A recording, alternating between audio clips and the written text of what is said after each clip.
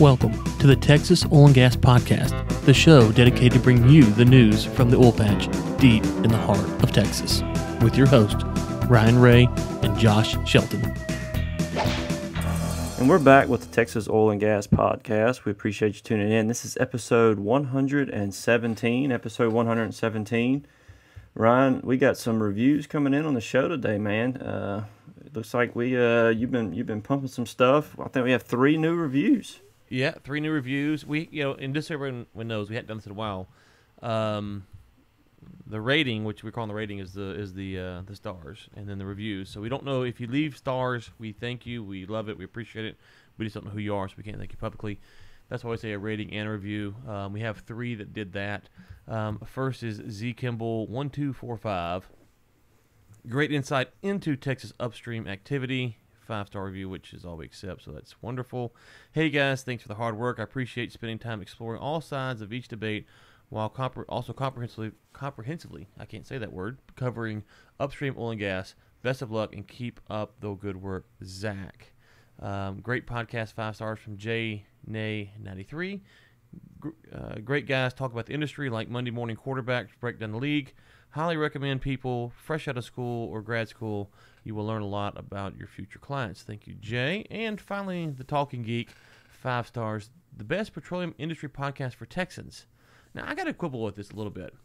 I mean, I think it's the best podcast in the world for everyone. But Talking Geek, we'll take the 5 stars. We're not, beggars can't be choosers. If you're in energy sector, or either in Texas or do business in Texas, then this podcast should be on auto, download, and play.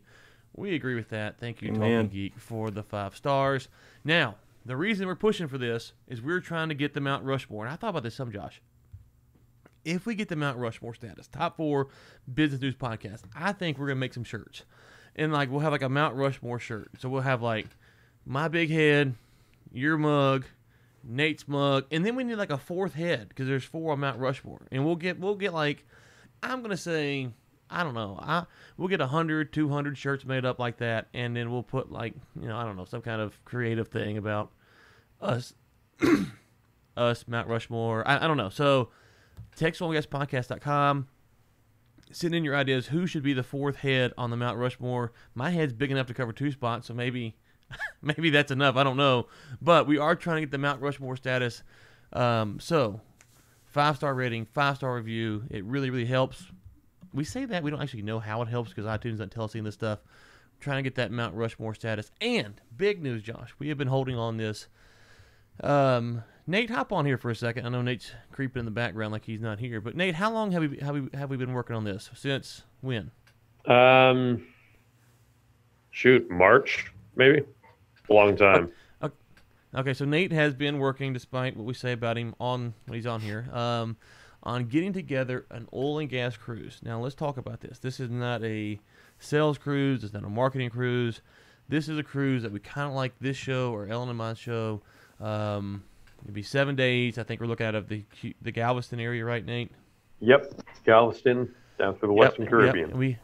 And we have some speakers who we've talked to. They're folks that you've heard on this show before. Obviously, Josh, myself, Ellen will be there, and some guests that you are very familiar with. And it's just going to be 7 days. We'll do 3 or 4 live events on the cruise. But here's the deal. We have to make sure that the interest is there before we commit to doing this. So here's what we're going to do. Nate, walk them through how this is going to work. From the standpoint of where do they go, how do they sign up, and then I'll kind of come back in and explain why we're doing it this way. Yeah, absolutely. So the idea right now is for people to go to oilandgascruise.com. That is oilandgascruise, all one word, .com, and to go to a contact form there. It'll be right there on the front page to give us your first and last name, your email address, to express interest in going on the cruise. We want to get a lot of names into our database. And why are we going to do that, Ryan? Yeah, basically because we have to essentially pay for the rooms up front, which is fine, but we don't want to go through all this trouble and booking the speakers, finalizing all those deals, unless we feel like there's a large enough audience. So if we get 250 people that go and say, you know what, you're not paying anything, no contract, nothing like that, but 250 people say, yeah, I think this is something I would want to do, then we will go ahead and push forward. We're hoping for, was it March, April next year? Yep. Yeah. So Late late March. March. Yeah, late March, early April next year. What we're shooting for.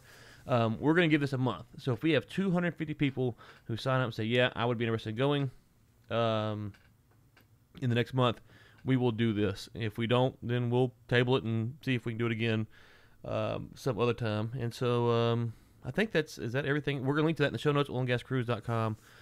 Will be in the show notes as well. Is that everything, Nate? That is all. And I want to remind people to go to Oil and Gas Cruise. That is all one word, Oil and Gas Cruise, spelled exactly like it sounds, .com, and sign up. I was surprised I bought that domain without misspelling cruise. I was really worried about that. I had to spell check it a few times. Final thing before we get into the show, because good grief, we got the announcements. We are shooting. We're going to see if Nate can pull this off to get on Carl Icahn on the show. There is a post on LinkedIn I put. Nate will find that. He will link it in there. I asked for folks to kind of comment, like, share. If you want to get a guy like Carl on, it's going to take a lot of work. It's going to be hard, but because we're relatively unknown to probably someone like him, this is the right audience for it, though, Josh, I think. And so leave your like, comment, tag some friends, put in a question, and let's see if we can get Carl on. We got Nate on the bat line trying to track him down, so we'll see how that turns out. Okay. Enough announcements, Josh. Let's get into whatever it is we got to cover today. Well, Ryan, one last thing. Mount Rushmore, we need 4 faces. Since our favorite listener is the president, I was thinking maybe a picture of Trump's mug, the 4th face. Oh, well, hey, before I'm glad you brought that up. Our Speaker Says segment this week. Did I tell you what he said? No. Oh, man. He sent one the other day. I was at a meeting somewhere, and he said, this is Speakner. He said a lot of stuff, so we'll have to get to more of it. He says, by the way, Trump is finished in 2020. So that is the official Speakner Says comment of the week. There's a lot more he said, and just don't have time to get to it because we have a guest coming on. But anyways, so yeah. So maybe a sad face Trump 2020. I don't know.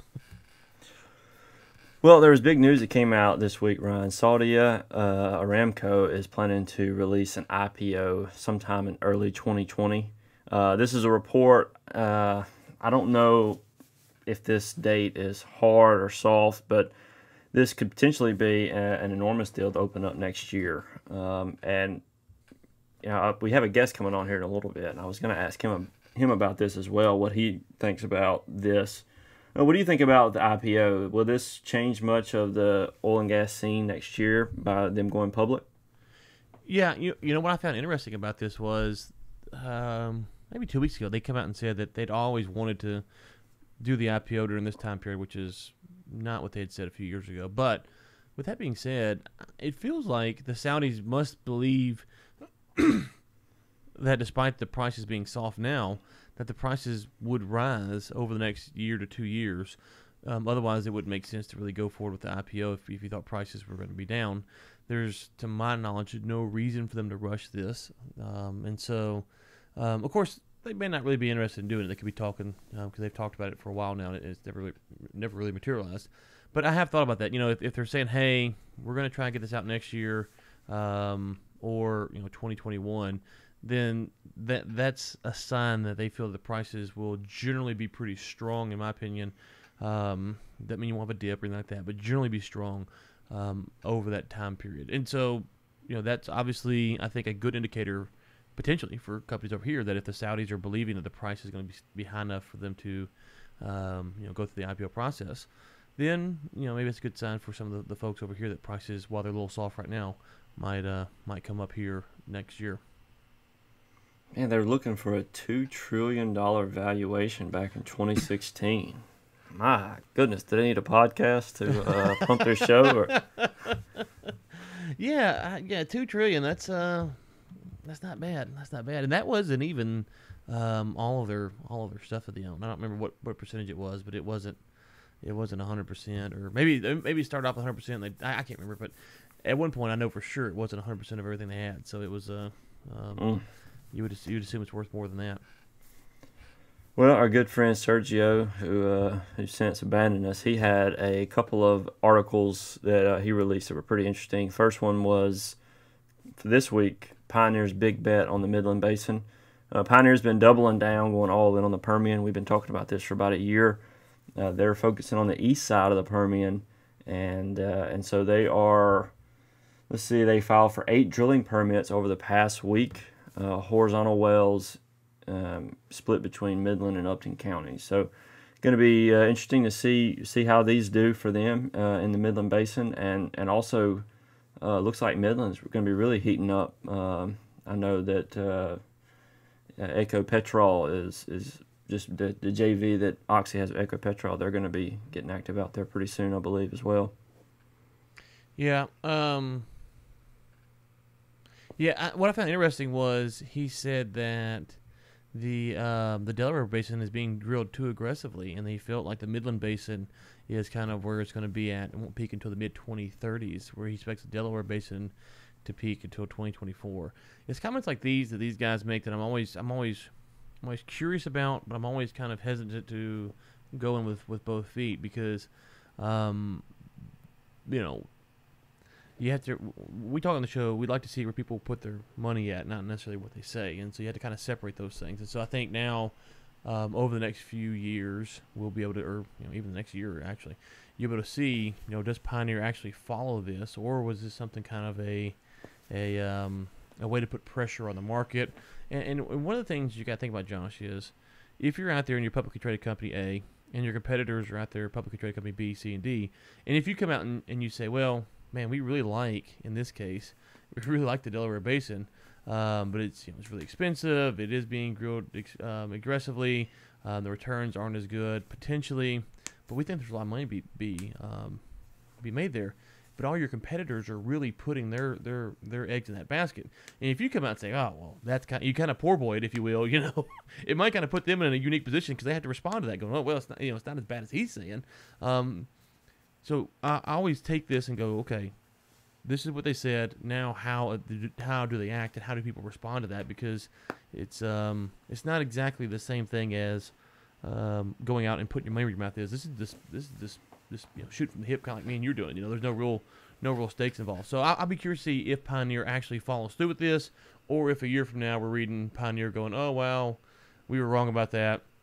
The projections have changed. The ball's moved further back in the timetable. So that's what I think interesting about stories like that is is this actually how it's going to shake out, or is Pioneer trying to position themselves through some other method?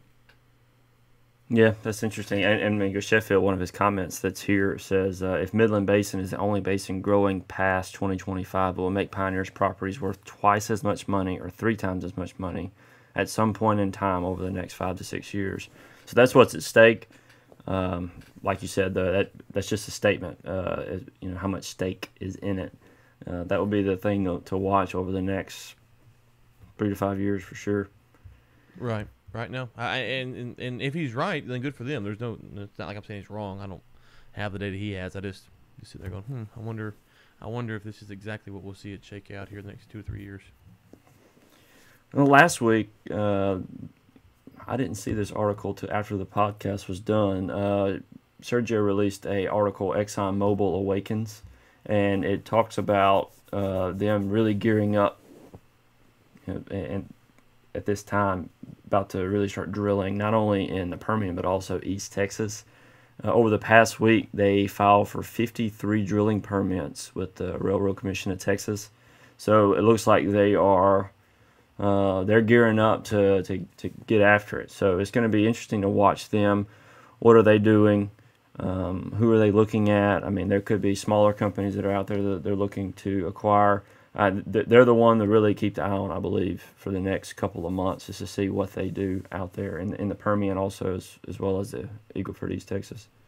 Am I reading this right, that this is the top 10 drillers, and this is all of Texas for that week? Yes. So if according to Sergio here, I feel like I'm missing something here. Okay, but according to this, they are over twice as much. They have twice as many permits that wells they're gonna drill.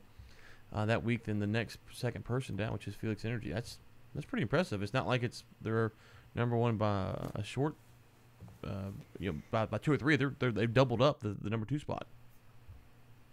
Yeah, they've got 53, and then Felix got 21, and Chesapeake's got 19, and you can read the rest of them. And they had a link to all this stuff, but yeah, I was making sure I was reading that right, but that's crazy. That's a lot of permits compared to the number 2 person. Next up, we have a article from Reuters. New U.S. pipelines poised to start price war for shale shippers. This article basically argues that the Permian is overpiped, that there is more pipeline than is needed in the area. This is the first article that I've seen that has made that statement. What they're saying is you're seeing some of the prices begin to drop for transporting the oil through the pipe, and he's saying that is because there's too much supply of pipe and not enough demand for oil to meet those needs to fill those pipelines. And so he mentions Epic Midstream and Plains All American. They're opening lines in the coming months that will carry about 1.6 million barrels. And so the prices are looking like they're going to be a little less to transport that oil than what they originally thought. Yeah, now you might remember, Josh, we talked. Well, I take that back. I don't know. You might not have been on here. We had Blackman on here one time. I can't remember if you were out or if he was on your own. Anyways, and we talked about this idea that eventually this was going to happen. They were going to kind of overshoot it.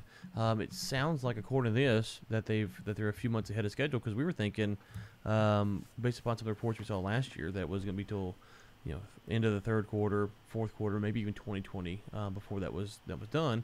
So, and I've heard, I was talking with a trader the other day, and he said that this was getting pretty close, and it seems that maybe it's closer than even he was anticipating or I was picking up on.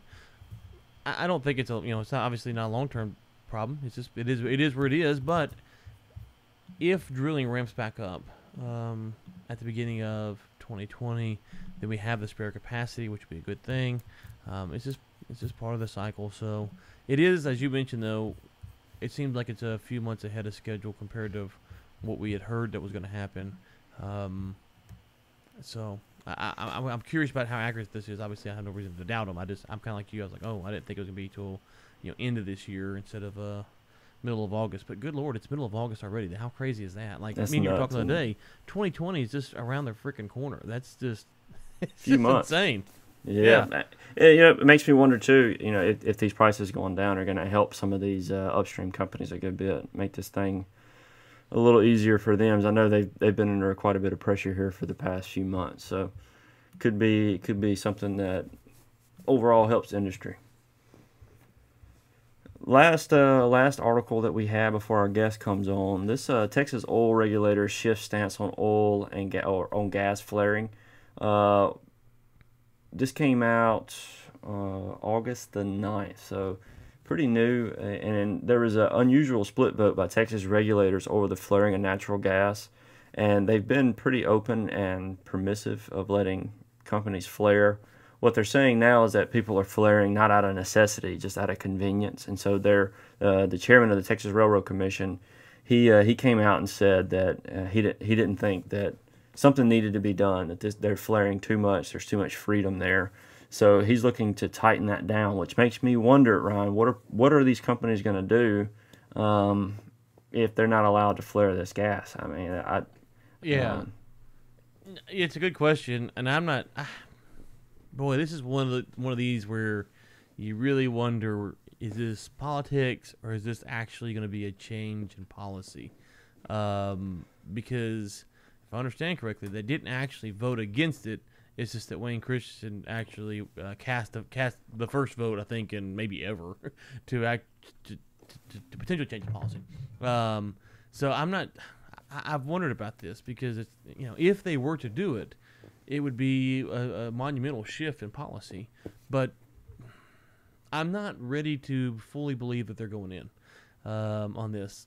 So that's kind of my general take is let's see them change the policy before we know what's going to happen. With that being said, there's a lot of technology out there that is interested in working with companies and producers to make money and to turn that excess gas into something profitable. One of the things that when I was out in Midland last week, a couple things that come up is we're working on a project right now that uses this extra gas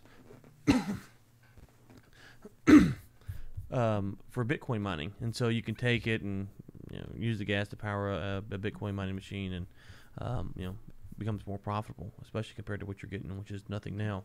There's another group that we met with that's looking to take the natural gas and use it for diesel, and I wasn't exactly sure how all that worked or what was involved, but it was interesting to hear about that. So I think the market is trying to figure out solutions.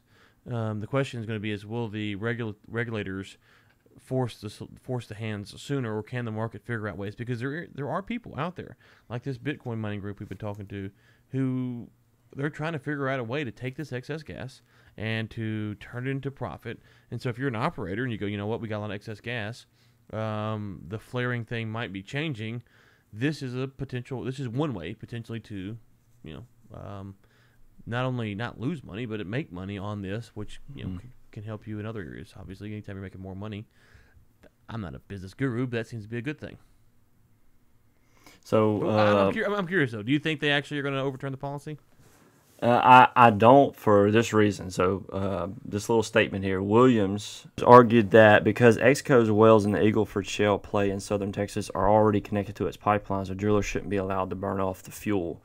But Exco came back and said that if they were to contract with Williams, it would result in a $146 million loss. So basically, they would have to pay them $146 million to take the gas, is what Exco is arguing for there. So for that reason, I don't think that these regulators are going to come in and take away their ability to flare in the near future, at least for a year minimum, just to give them time to do something. Now, next year, who knows, especially with the presidential election coming up, I don't know that the flaring would last very long with different leadership.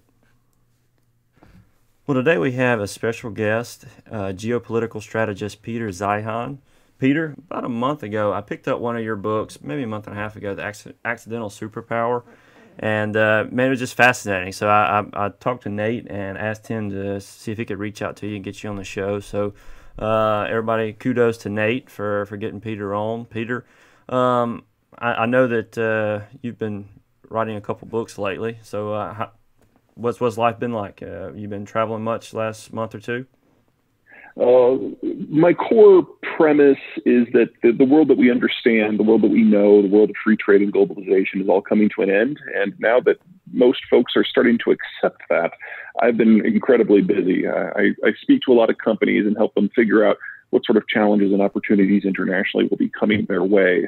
In energy markets, obviously, that hits oil and gas at every stage of the process.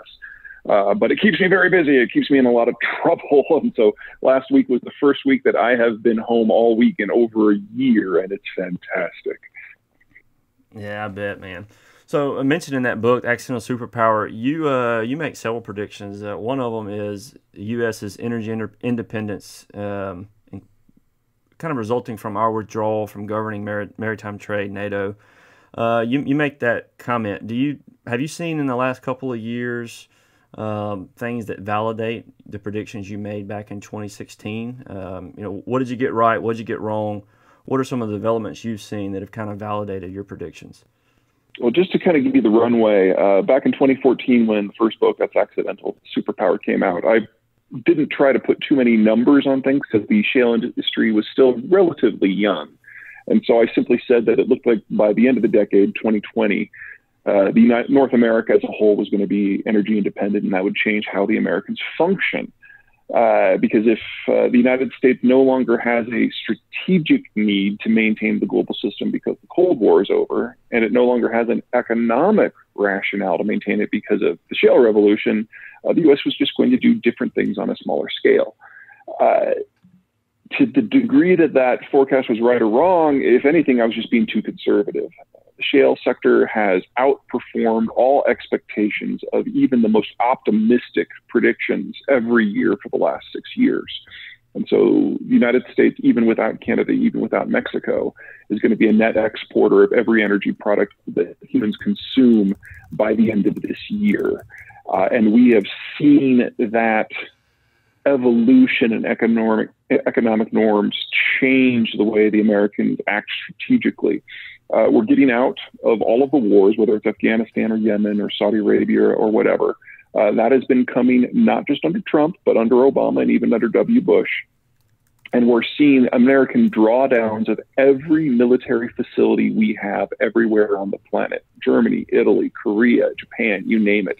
In fact, we've only had one location in the last 12 months that has seen an increase in combat capability, and that's Syria. And that's gone from 1,500 troops to 2,000 against a backdrop of tens of thousands of troops coming home. So right now, the United States has fewer troops stationed abroad than at any time since the Great Depression, and we're not done yet. We were talking before you got on here. The Saudi Aramco has announced that they are potentially going to go through with their IPO next year, 2021. I think there's plenty of reason for folks to be skeptical about that. But with that being said, I think it's a sign that maybe oil prices will stay up. When you were studying this, I was curious. There seems to be a lot of people who have a lot of different opinions on why the Saudis do what they do, how they work with the U.S. Just give me I know the focus of the book, is you start off with geography and how that ties in, which is quite fascinating. But just from your standpoint, how should Americans think about what the Saudis are doing? Obviously, they have a different political system, but in general, how should we over here look at what the Saudis are doing, and how should we interpret when we hear news from Saudi Arabia? Key thing to keep in mind about the Saudis is because they're basically an oil kingdom, they went from being a pre-industrial nomadic society to one of the world's most cash-rich in literally one generation. So we think in the United States of China as being the big superpower that's coming of age because of their rapid industrialization. That's nothing compared to what has happened in Saudi Arabia with the change in culture and the change in capabilities and the change in reach. You combine that with the fact that they are the holders of the Islamic holy cities, and there's a degree of, what's the right term, manifest destiny that the Saudis feel. They feel that God himself has granted them the right of being a superpower and has made them the most important people on the planet. You combine that with the oil markets, and they don't see why they should do any work whatsoever. So they import millions of what they call guest workers to do everything from scrubbing toilets to building infrastructure to flying the Air Force. The United States played right into this. During the Cold War, the United States had to maintain a global alliance to fight the Soviets, and in order to have a global alliance, you had to have fuel. So the independence of Saudi Arabia was a key tenet of American strategic policy. Without Saudi Arabia, there would have been no Japan, there would have been no NATO, there would have been no Soviet-Chinese split back in the 70s. Saudi Arabia was central to all of it. But the Cold War is now over. And because of shale, the United States is no longer interested in oil markets in the way they used to be. So all of a sudden, Saudi Arabia has seen everything about their national myth break. And they were the first country in the world to think about the implications of a world without the United States. And so they have had to become much more aggressive in everything, because they used to be able to call up Washington, make a request, and 9 times out of 10, they would get what they want. Now, there's no guarantee that the phone will even be picked up. So what they're doing is kind of falling into 3 general brackets. Number 1, whenever they find someone within their society who has a penchant for violence, they recruit that person. They get them hopped up on drugs. They give them a bunch of cash and a bunch of weapons, and they push them into a war zone where they fight for the greater glory of the House of Saud. We know some of these groups as ISIS and Al-Qaeda. They're not particularly nice people. And it's not that Saudi Arabia controls every tactical action that they take, but Saudi Arabia definitely pushes them in the right direction. The second big piece is they've had to figure out how to work all of this military equipment they have. Their whole idea was they'd buy all this American hardware, and then whenever there was a war that needed fought, they'd call up Washington, and the American president would dispatch troops to Saudi Arabia where they'd pick up all this equipment and operate it for the Saudis. Well, that won't work anymore. So they've had to actually go out and find other countries to train them on their weapons. And the country that they've had the most fruitful relationship with now is Israel, of all places. So the Israelis are teaching the Saudis how to use American equipment. And if you look at some of the wars that the Saudis have become involved in, like, say, Yemen, you may notice that the Saudis are bombing locations in Yemeni cities without having any intelligence as to what's going on the ground. That's because it's just target practice. It's like, somebody says, see if you can hit that blue roof over there, and they aim for it. So it's not a traditional war. It's just a proving ground. And then the third piece of the strategy is to basically destroy the entire Middle East. The Saudis' centuries-old fear is of Iran, and Iran has a 1 million-man army. And the fear is that without the United States there to protect them, eventually Iran will sweep in, take Iraq, take Kuwait, and come for Saudi Arabia. It's probably a fairly realistic fear. And so the Saudi strategy is to strike first, and is to sow so much chaos and so much discord and cause so many terror attacks throughout the entire northern periphery, all the way from Lebanon to eastern Iran, that whole place burns down. Civilization itself collapses. Because if that happens, the Iranians can't advance. They're not armored. It's all infantry. And if you take off all the infrastructure and the capacity of that land to support populations, you can't attack through it with an infantry force. It's absolutely morally repugnant, and it goes against everything that the United States has always said that it stands for. But that doesn't mean it won't work. Peter, before 2014, retrieving oil in the U.S., it cost quite a bit more. As a response to the downturn, U.S. Found ways, problem-solved technology to bring down those costs. How do you see the relationship between the U.S. and the Saudis and oil price? How do you see that playing out from the U.S. perspective? So I see some of what you're saying with the Saudis. How will that impact us if we are becoming more independent? We've drove down the retrieval of oil prices so that we can get oil at a more efficient cost. Do you think that anything that the Saudis do is going to impact us very much at this point? That's kind of a messy question, so let me kind of unpack that a little bit. So back in 2014, break-even prices full cycle in the U.S. shale patch was probably about $90 a barrel. Between breakthroughs in water management and data management and drilling and seismic, we are probably today between $35 and $40 a barrel on average, with some areas in the Permian already below 20. On average, U.S. shale production costs are certainly going to be below 30 sometime next year, and full cycle break-even prices in Saudi Arabia are only 25. So we're approaching price parity with Saudi Arabia, and that's before you count the insurance and shipping costs for shipping something from the Persian Gulf to the U.S. Gulf of Mexico coast. So we're probably already floating with price parity. That changes the math. And it means that the only reason for the United States to be involved in policy in the Persian Gulf writ large is strategic. It's no longer economic. So the question becomes whether or not American attitudes towards the countries of the Persian Gulf region, whether it's Saudi Arabia, Kuwait, Iraq, Qatar, or Iran, are sufficiently interesting from Washington's point of view to maintain the relationship. Now, under the Trump administration, in order to solidify support from certain aspects of the political base, the Trump administration is very anti-Iranian. And in that fight, an alliance with Saudi Arabia and Israel still makes a great amount of sense. But if you look past the current obsession that Americans have with Iran, and if you look back to before 1990, excuse me, before 1980, or maybe 20 to 30 years in the future, the picture changes a lot. Traditionally, the United States likes to maintain a balance of power relationship. And we like to back the less powerful countries against stronger countries. It keeps everything kind of in flux locally, but means that we never have to dedicate troops. And one of the big failures of the Iraq War is we disrupted the power balance, and we completely eliminated a power, Iraq, and then had to replace it to balance the local powers ourselves. And that required 100,000 troops. That required a lot of casualties, and that was something Americans really didn't care for. But in a world where Saudi Arabia is basically taking a flamethrower to everything, you have to really ask the question whether or not Iran is the superior or the inferior power, because the math is changing.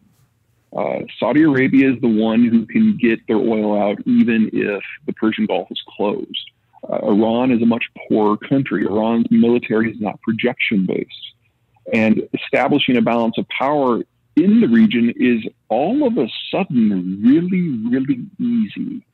All you have to do is step back. So whether or not you want Iran or Saudi Arabia to ultimately win, now is a beautiful time to simply disengage. And then we can play favorites down the road if we want to. The shale revolution has absolutely made this far better of an option for us because it's reduced the leverage that either the Saudis or the Iranians have over us. So like right now, let's assume for the moment that the Iranians carry out their age-old threat and actually close the Strait of Hormuz. Well, the Saudis and the Emiratis now have bypass pipelines. And the new sanctions regime has almost reduced Iranian exports to zero. So you're talking about a total disruption in oil markets of less than 6 million barrels a day. Now, that's still a lot. They'll probably still result in oil prices going up $30, $40, $50, $60 a barrel. But it's a far cry from what would have happened 10 years ago when that same action would have disrupted 20 million barrels per day of exports. On the flip side, let's say the Saudis go all out and they strike via terrorist attacks throughout their northern periphery and do a lot of damage in places like Iraq, Iran, and maybe even Kuwait. Again, that only takes off about 6 million barrels per day. And there's this little quirk in American law that says that the oil exports only from the United States only proceed if the U.S. president allows them. So with a single executive order, the president can constrain American oil exports. And when that happens, regardless of why it needs to happen, you can have high oil prices globally and a super saturated market in the United States locally. So you're going to have oil prices hit a peak in the United States in that environment of 60, maybe even 50. Because at that price point, all the U.S. shale fields are price competitive. But globally, you'll have a shortage, not just because American crude is no longer getting out, but because Persian Gulf crude in some ways is constrained. And so you can have prices easily go up by $100 a barrel or more. And that bifurcation in oil prices, if you look back at price history before World War II, that was normal. The United Kingdom had their system, the French had their system, the Dutch had theirs, the Germans had theirs, the Americans had theirs, and so on. There really wasn't a globally traded oil market. It was a series of regional systems that were in part dominated by the old empires.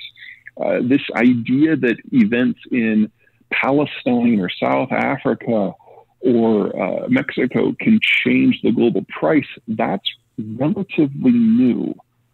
And in the system we're moving to, the United States just doesn't have very many security threats, but it's got surplus oil production, and that's a fantastic position to be in, both economically and strategically.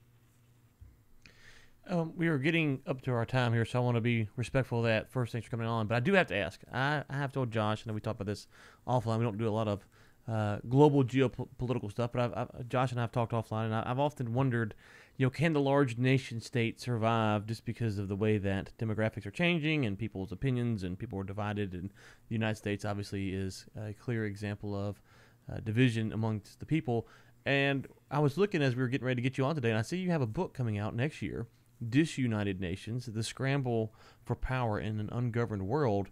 So I just have to ask, what is the thesis of this book? And it comes out, it looks like, we'll get Nate to link to it in the show notes. It looks like it's coming out on February 4th of 2020. So give us a high-level book of what we could expect if we were to pick that up. Disunited Nations is a project that I've been wanting to write for about 20 years. It's about what the world looks like after the global system falls apart. I had originally planned to write it a couple of years from now, but in part because of the Trump administration and the trade war, things got greatly accelerated, and I figured I'd better get it out sooner rather than later. The short version is if you remove the Americans from the equation, if you remove the global system from functioning, and if you take the Americans out, and that's the primary piece that keeps the global system working, what happens next? We go into a disorderly period where everything breaks down, where global trade goes away, where international energy markets shatter into a series of regionally traded systems, and then people start fighting over the remnants. The day after all that ends, who is still there? And the book is primarily about the winner's circles, about the handful of countries that will actually thrive in that sort of environment. And spoiler alert, it's not China, it's not Russia, it's not Brazil, it's not Germany, it's not any of the countries that we have come to think of as the major up-and-comers. Because what makes those countries, Russia and China and Germany and so on, what makes them powerful is the American presence. These are countries that have never been successful throughout human history unless they have had access to global markets. And if you remove that, most of them just melt away. And so the book is ultimately about the next crop of powers who don't need American sponsorship to be successful. Okay, and we'll look forward to that. Nate, make sure to link to the pre-order. I see it's on Amazon. I know I have your book, The Accidental Superpower, on Audible. Will you be releasing on Audible for this one as well? It will be. I haven't sat down to record that yet, but that's my task for next month. Okay. Okay, so we'll go ahead and link to it in Amazon. Of course, Amazon owns Audible, so that will all be there. Where else can people find you? Where do you want to point people to? I know we were talking offline. We both might be at a conference at the end of this month. Go ahead and plug, promote, push people wherever they need to go. Well, you can go to Zeihan.com. That's Zeihan.com, and you can sign up for my newsletter. It's free. Conferences are usually by invite only, so I can't help you out there, but there are 3 books. So starts out with Accidental. That's the world as it came to be in its current shape and where it's taking us. The second one is The Absent Superpower, and that's the energy-centric book. It starts with the shale revolution, shows how the technologies are evolving, and then plays it forward to show the wars that will erupt around the world as a result. And then finally, This United Nations comes out in February. Okay, and the conference I'm referring to at the end of the month, that is open to the public, right? That's the one up in Colorado Springs? It is in Colorado Springs. I do not know if it's open to the public. I'm sorry. I'm not the organizer of these things. Well, I'm sorry. I think it's you have to buy a ticket. It's not. I don't think it's free to get in, but you do have to buy a ticket. But it's the ECC conference in Colorado Springs. Peter will be speaking there. I think tickets, as of this recording, are still available. Yes, they are. So that's August 28th through 31st in Colorado Springs. So if you want to go and check him out talking to a bunch of midstream folks, he'll be there. Peter, thank you so much. We'll link to all this stuff in the show notes, and thanks for your time today. My pleasure. Thanks a lot, Peter. Y'all take care. Thanks again for Peter Zeihan, geopolitical strategist, for coming on the show, giving us some insights into the Saudis and the overall landscape. I think paints a pretty optimistic picture of the United States' position and shale. Ryan, we have our Texas Roundup. We have a few things we wanted to... Hold on. The real question is going to be is what does Speakner say? That's the real question. What does Speakner say? I got a feeling he's going to want to weigh in on this. So Speakner Says segment next week might be interesting.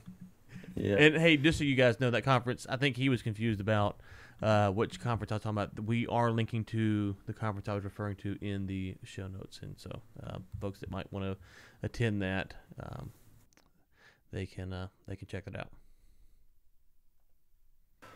Well, for the Texas Roundup, Oklahoma Oil and Gas Company looks to get in on the Permian boom. This company, Alliance Resource Partners, acquired about 9,000 royalty acres in the Midland Basin. So that's the third time the Midland Basin's come up this week. So, or last day actually. So Midland Basin is definitely heating up. Chevron Phillips EVX midstream partner on plastic water pipeline in the Eagle Ford. I almost put this in one of our show articles, Ryan. It looked pretty interesting. But it's substantially the EVX partners and Chevron, they're going to buy high-temperature plastic piping for more than a 300-mile saltwater disposal pipeline project in the Eagle Ford. So definitely interesting. I want to see how many companies are going to follow this because it could actually bring some cost savings in. So we'll definitely follow up with that in the next week or two. Sanchez Energy files for Chapter 11 bankruptcy. This came out this morning. And guess who sent that to me when I woke up? I woke up to a text from our boy Spickner. Let me know. Here it was. So he's going scoreboard on that one, I think, saying, "Hey, this is what." They, in all fairness, it's Sanchez. I don't think has made money since. Well, let's see here. They hadn't made money since my last 2 children have been born for sure, or maybe my last 3. So it's not a huge surprise. Well, at one time, they were worth quite a bit of money, at $2.1 billion in assets. So they're not just Here's the strategy that all shale producers and all businesses really should deploy. Go to buy someone out and get the $1 billion don't work with me fee. That should be I'm going to write a book, How to Make $1 billion. And I think it's just like one page, go to buy someone out, have a pre-negotiated $1 billion don't talk to me fee, and then get that fee. I think that seems to be the ticket to success. You do that 10 times, you've got $10 billion. What else do you need in life? Yeah, take notes from Chevron. So, Ryan, we had an interesting show about ducks about a week or 2 ago, and there was a response. I say a response, a slight response from Rystad from the Journal on Petroleum, the JPT Journal of Petroleum Technology, and they talk about the Permian and the production, and they have, it's not an extensive response, but it does mention a couple of stats. And I just want to let our listeners know that we are gearing up. We're getting a couple of articles here, and we're going to have a more robust conversation on this probably toward the end of the month this month. Just know that on the ducks and the productivity of the wells in the Permian, we are putting some stuff together and are going to be addressing the Kairos report that we went over, along with some of the responses that's coming out almost daily now. So definitely something to keep a lookout for toward the end of the month. And with that, Ryan, I think that wraps us up. Is there anything else? Mount Rushmore shirt ideas, TexasOilAndGasPodcast.com, 5-star rating and review. Let's try to get to the top 4. We'll get some shirts made. We'll do a giveaway. I don't know. We'll get 100, 200, I don't know, something like that. We have so many listeners who haven't rated and reviewed it, so we would really, really, really appreciate that to get us up there. And let's be honest here. The boys at Apple, they're probably trying to hold us back. They probably don't want the Texas Oil and Gas Podcast up there in the top 4. So we got to show them how we do it down here in the great state of Texas, how we do it down here in the oil field, and try to pump it up there. Get us to the Mount Rushmore status. Josh, I will be in Houston for NAPE. So if you are down there for NAPE, let me know. LinkedIn, Nate will hook you up with my LinkedIn in the show notes, or you can reach us through the website, TexasOilAndGasPodcast.com. And until next time, keep climbing.